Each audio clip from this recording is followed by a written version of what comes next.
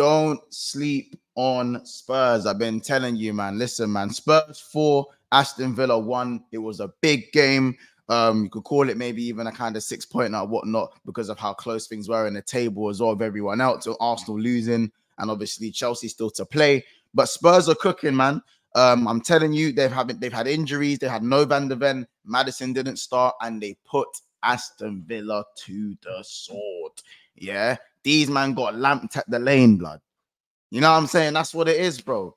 You know what I'm saying? I'm gonna be real. First off, it was looking spooky. It was looking very, very spooky before we get into the actual finer details of what actually unfolded today. Listen, make sure you smash the like button and you subscribe. Thank you for getting us to 12.8k subs. It's now trying to get to 12.9. So like and subscribe if you're new here. And obviously, let me know who your man of the match was. Obviously, it's probably going to be Solanke in it. But yeah, let me know if anyone else, if there's any honorable mentions you don't want to dash in there. But listen, first off, it was looking spooky, man. Man like Morgan Rogers, man like Buck Rogers had to go and get his goal. You know what I'm saying? From another set piece conceded from Tottenham Hotspur. I think the stat was, it's like 14 games in 24, 14 games in 2024 at home, and they've actually conceded first in 12 of them. That is a mad thing and something that Ange's probably going to want to look into. However, the first half wasn't really something to shout about, which has probably been, that's been the theme this week for the big six teams, or the traditional big six teams. Liverpool, we were slow out the box we were slow out the blocks in the first half against Brighton yesterday. You know, Arsenal were pretty much slow out the blocks and couldn't get into the game. Hence, they ended up losing the game. They went 1-0 down within 15 minutes. City didn't get out of the blocks and eventually went on to lose the game. So the bigger teams, the so-called bigger teams in the Premier League have been very slow to start this week. And Tottenham, there was no change in that when Tottenham obviously hosted Aston Villa today.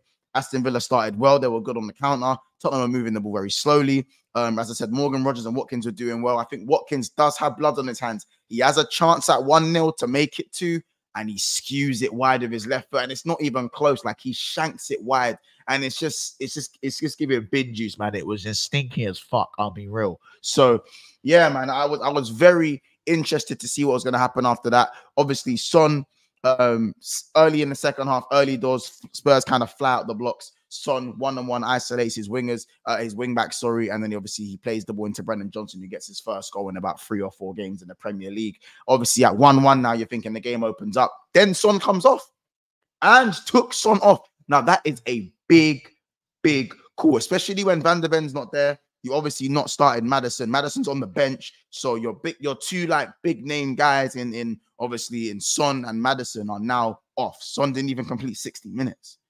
Son was fuming when he's come off. Absolutely fuming. You're looking at and go 1-1 cool. If Aston Villa going back now, you know, listen, and already under a little bit of pressure at times, I don't think it would have gone too well with the fans. It wouldn't have gone down well with the fans at all. But what I must say is what an inspired substitution it was. He takes off Son for Richarlison, you know what I'm saying? And of course, you know, Richarlison plays a part in the third goal. Yes, unfortunately, he pulls up with his hamstring and you can tell he's very upset about that. But yeah, man, I've always said I think Richarlison, when he is that on the left and even up top, is not a bad option for Spurs at all. Obviously, he went on that really good goal scoring run last season.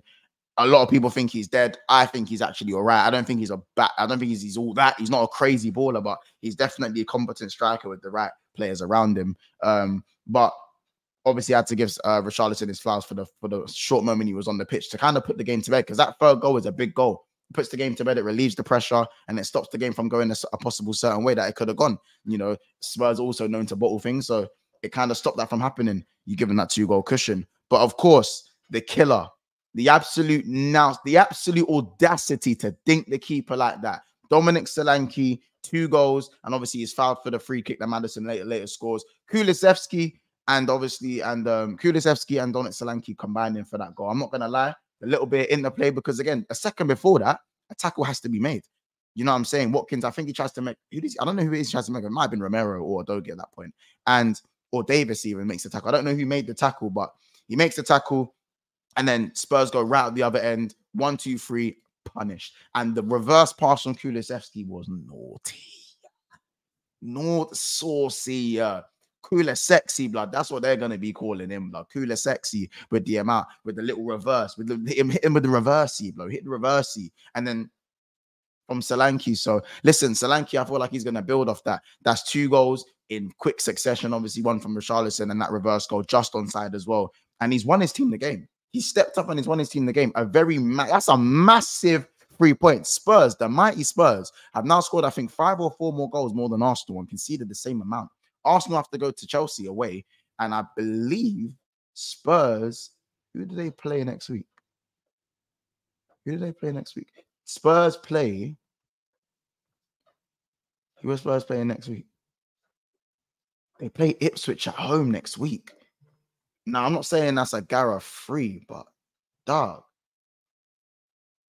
that's a bit way in it. So 2 points away from the mighty Arsenal is crazy when you look at Spurs losing to Crystal Palace. They would have been above Arsenal if they beat Crystal Palace, you know. That's how that, just put that into perspective, how mad that actually is. So if I'm being real, Maddison obviously coming on, icing on the cake, peach of a free kick. Can he get his format? We'll have to see. But Spurs, for me, I'm just saying don't sleep on them. I had them in my top 4. I know Chelsea are right there, Villa are right there, playing well as well. They've gone and gained on Villa well. Again, 6-pointer you could call it, and now it's wide open. Spurs 2 points of Arsenal. If Chelsea don't beat Man United today, then they're in the mix as well. So this is going to be a very interesting spectacle in the game we're about to watch. And for me, my man of the match is obviously Solanke. He's done very well today. There were good Villa performances in the first half as well. I think Digne didn't have a bad game. I think Martinez probably was unlucky to concede 4 with the way some of the goals obviously came about, just sheer quality. And of course, you got to look at obviously Kulusevski was brilliant today. I think Johnson wasn't bad today. I just think Spurs turned the game on its head within the space of 15 minutes. Up until then, it was a very close game. So what can you really, what can really do? Villa capitulated and that's it really. But listen, you lot, make sure you do subscribe to the channel, like the video. Let me know who your man of the match was. Let me know what you thought of the game. And are Spurs actually in contention for top 4? That's the conversation I think we need to have. Like, I know it's still early and a lot of time to go. And Romero is now injured. But with injuries, Spurs are starting to put together, if they beat Ipswich Town, that's 3 wins, and that's 9 and 9. That's 9 points in 3 games. Sorry, you start to look at things a little bit different. And if you put together a run of games in this current state of the Premier League, you're gonna find yourself in the top 5, top 6 quite quickly. So listen, as I said, don't sleep on Tottenham, guys. They might be onto something. Credit for the win. Tottenham 4, Aston Villa 1. Quick spankings. Mad in it. Take care, guys. We'll see you guys soon. Like, subscribe. You never walk alone.